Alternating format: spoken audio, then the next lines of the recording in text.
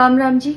मुझे आप लोगों से बहुत ज़रूरी बात करनी है क्योंकि मैं 2 दिन से बहुत ज़्यादा परेशान हूँ क्योंकि कंटिन्यू मेरे पास डीएम आ रहे हैं कि ये जो लखनऊ वाला इंसिडेंट हुआ इसमें मैंने कुछ बोला क्यों नहीं, एक्शन क्यों नहीं लिया, थप्पड़ क्यों नहीं मारा। और कुछ लोग मुझे ही गलत समझ रहे हैं, कुछ मीम्स पे लिख रहे हैं कि ये तो हंस रही थी, मज़े ले रही थी। कि पब्लिक में कोई मुझे ऐसे टच करके जाएगा उसमें मुझे खुशी होगी, मुझे मज़े आएंगे। सारी बात ये थी कि जब इनका सॉन्ग के लिए मेरे पास कॉल आया तो मैंने सारी चीज़ें क्लियर कर ली थी कि इसमें ऐसा वैसा कॉस्ट्यूम तो नहीं है, कोई डबल मीनिंग लाइन तो नहीं है और इसमें ऐसा वैसा सीन तो नहीं है। और मैं शूट पर गई, शूट पे सब कुछ नॉर्मल था, मुझे कोई प्रॉब्लम नहीं हुई। जब इन्होंने मुझे लखनऊ के इवेंट के लिए बोला तो मैंने हाँ बोल दिया क्योंकि मुझे शूट पर भी कोई प्रॉब्लम नहीं हुई थी। और जब मैं लखनऊ में गई, मैं स्टेज पर थी, मैं पब्लिक से बात कर रही थी, पवन सिंह जी ने मुझे बोला कि इधर कुछ लगा हुआ है। उससे थोड़ी देर पहले ही मेरी ड्रेस वो न्यू थी, साड़ी में नीचे टैग लगा रह गया था। तो मेरे दिमाग में आया कि शायद ब्लाउज का भी टैग लटक रहा होगा।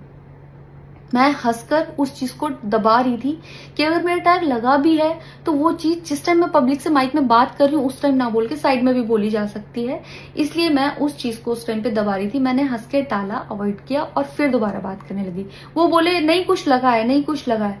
तो मैंने कहा नहीं लगा, वो बोले लगा हुआ है। तो मुझे लगा कि शायद ये तो मेरे को लग रहा था कि कुछ लगा है इसलिए ये बोल रहे हैं। और पर फिर भी मैंने हंस के वहां पे टाला, पब्लिक से अपनी बात कंप्लीट की। कंप्लीट करने के बाद जब मैं अपने टीम मेंबर से मैंने पूछा साइड में जाके कि कुछ लगा है, क्या लगा है, उन्होंने बोला कुछ भी नहीं लगा था। जब मैंने देखा मेरे सच में कुछ नहीं लगा था, तब मुझे बहुत ज्यादा बुरा लगा, गुस्सा आया और रोना भी आया। लेकिन मुझे ये नहीं समझ आया कि मैं अब क्या करूं यहाँ पर, क्योंकि जहां मैं गई थी लखनऊ में, पवन सिंह जी खुद भी वहीं के रहने वाले हैं, उसी जगह पर इवेंट था। जितना वो क्राउड था वो सारा उनका फैन बेस था। उनको भगवान बोल रहे थे और भक्त बोल बोल के उनके पैरों में गिर रहे थे। वो उनका फैन बेस था, क्राउड था। तो मुझे समझ नहीं आया कि मैं क्या करूं। अगर मैं कुछ भी बोलती तो क्या वो लोग मुझे सपोर्ट करते? मेरे साथ कुल 3-4 बंदे यहाँ से गए थे, तो वहां जितना क्राउड था क्या वो लोग मेरा साथ देता? मैंने सोचा मैं बैक स्टेज जाके बात करूंगी। इतनी देर में थोड़ी देर रील्स बन के अचानक से वो उतर के चले गए बीच में ही इवेंट के। थोड़ी देर मैंने रील बनाई, अनाउंस ये किया गया कि अभी इवेंट दोबारा स्टार्ट होगा। डिनर के लिए अनाउंस कर दिया गया, मैं भी उतर के चली गई और इवेंट वहां पे खत्म हो चुका था। अनाउंस किया गया था सिर्फ कि दोबारा होगा। नेक्स्ट डे जब मैं घर आई तो मैंने देखा ये बहुत बड़ा मैटर बन चुका था।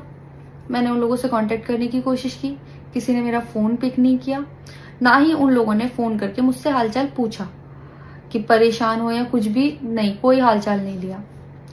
मैं पोस्ट करना चाहती थी, जो लोग लिख रहे थे कि मजे आए या हंस रही है, मैं रिप्लाई में पोस्ट करना चाहती थी। मेरे को किसी का कॉल आया था कि पवन सिंह की पीआर टीम बहुत स्ट्रांग है और कुछ भी ऐसा वैसा मत लिखना और ना पोस्ट करना, क्योंकि वो लोग अगर कुछ लिखेंगे ना बहुत कुछ उल्टा लिख देंगे तुम्हारे लिए और बहुत कुछ कहेंगे और बहुत बड़ा मैटर बन जाएगा। अभी जितना परेशान हो उससे ज्यादा परेशान हो जाओगी, तो छोड़ो।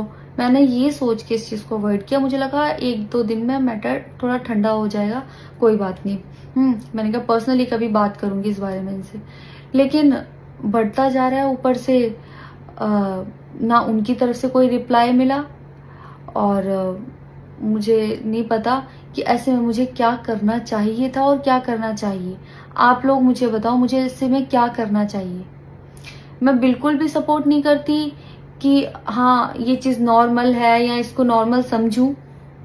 किसी भी लड़की को उसके बिना परमिशन के टच करना ही पहली बात बहुत गलत है, और फिर इस तरीके से टच करना तो हद से ज्यादा गलत है। यही सेम चीज अगर हरियाणा में हुई होती ना तो मुझे जवाब देने की जरूरत नहीं पड़ती, यहाँ की पब्लिक अपने आप जवाब दे देती, यहाँ की ऑडियंस फुल सपोर्ट करती और जवाब देती। लेकिन मैं उनकी जगह पर थी, वो यहाँ पे नहीं थे। इससे मुझे ये लेसन मिला है कि मैं भोजपुरी इंडस्ट्री में अब काम नहीं करूंगी। आर्टिस्ट हूं तो नई नई चीजें ट्राई करने का मन करता है कि ये भी ट्राई करूं, ये भी ट्राई करूं, ये भी ट्राई करूं। कुछ भी अलग सा आता है तो करने का मन करता है कि कुछ अलग होगा, कुछ नया ट्राई करती हूँ। और वो भी पवन सिंह जैसे सीनियर आर्टिस्ट के साथ कोलैबोरेशन थी तो हुआ कि हाँ कर लेती हूँ। होता है, अगर वो भी नहीं होते तब भी अगर कोई मेरे पास मराठी का भी प्रोजेक्ट आता तो मैं सोचती कि हाँ कुछ चेंज होगा, कुछ नया सीखने को मिलेगा, ट्राई करती हूँ। पर ये भोजपुरी में काम करने के मेरे साइड इफेक्ट थे जो मेरे साथ हुए।